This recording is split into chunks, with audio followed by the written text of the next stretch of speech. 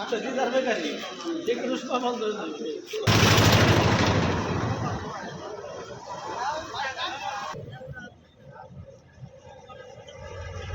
খুবই ভালো করে উঠিনি। ঠিক আছে।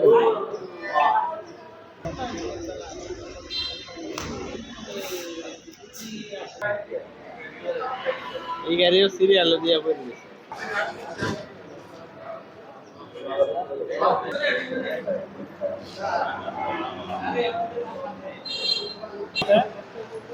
এটা কত দিয়ে 300 দেয় না 500 দেবে?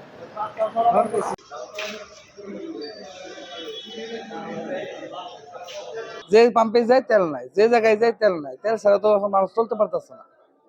গত 12 দিন আগে 300 টাকা তেল নিছি, কিন্তু এরপরে আর তেল নেওয়ার কোনো সুযোগ পাই নাই। দেখা যায় যে 2 মাইল 3 মাইল মানে তার মানে 4 কিলো 4.5 কিলোমিটার সিরিয়াল মানে পড়ছে।